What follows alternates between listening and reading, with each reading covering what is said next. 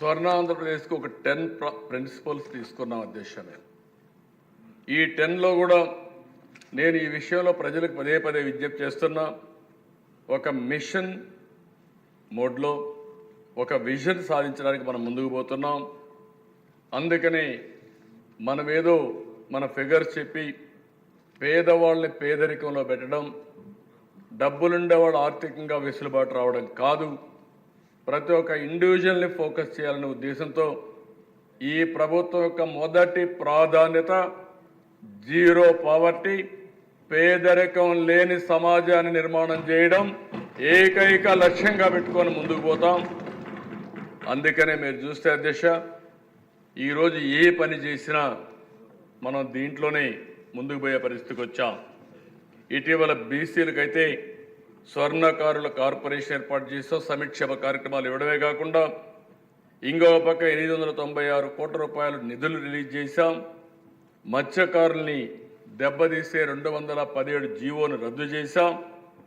ఇంకొక పక్కన 34% రిజర్వేషన్ మళ్ళీ తీసుకురావడానికి ఏమేం చేయాలో ఒక సబ్ కమిటీ వేసి స్థానిక సంస్థల్లో రిజర్వేషన్లు తీసుకురావడానికి మళ్ళీ వర్కౌట్ చేస్తున్నాం.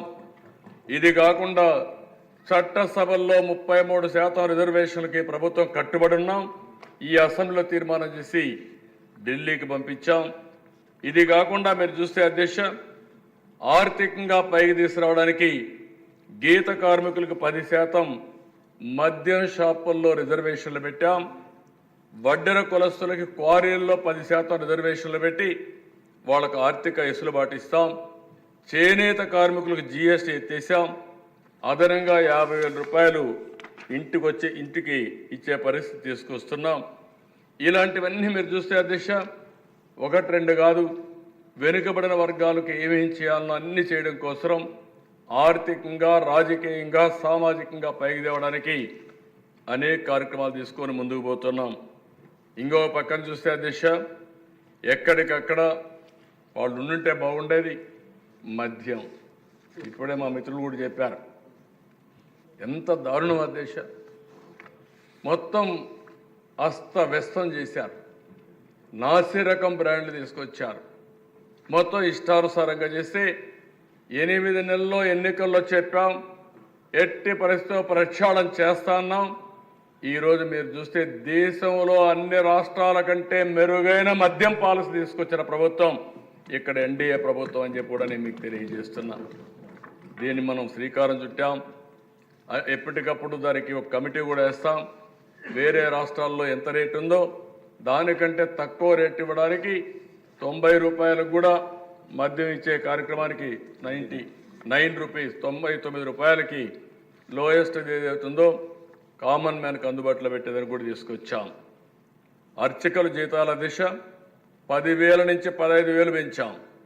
ధూపదీప నైవేద్యం కింద ఆలయాలకు 5,000 నుంచి 10,000 రూపాయలు పెంచాం. వేద విద్యార్థులకి నిరుద్యోగ భృతి కింద 3,000 రూపాయలు ఇస్తున్నాం. దేవాలయాల పవిత్రత కాపాడతాం.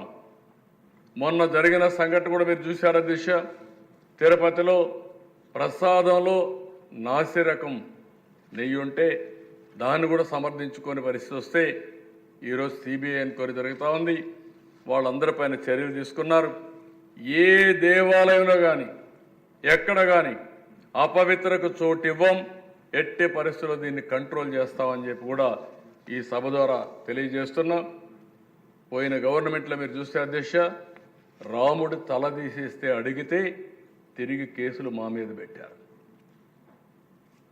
ఇక్కడ అతి దారుణంగా అధ్యక్ష, ఏదైతే అంతర్వేదిలో రథం కాలిపోతే లెక్కలేని విధంగా ప్రవర్తించారు.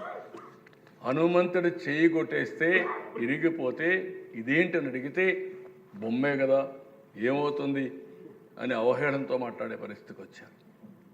అంటే 1-2 కాదు అధ్యక్ష, అవి చూసినప్పుడు చాలా బాధేస్తుంది.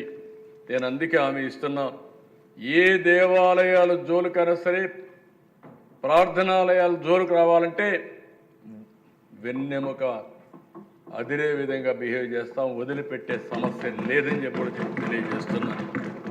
ఇంకో పక్కన ఈ బ్రాహ్మణుల వేతనాలు 15,000 నుంచి 25,000 పెంచాం. కడాన అందరినీ సమానంగా చూస్తూ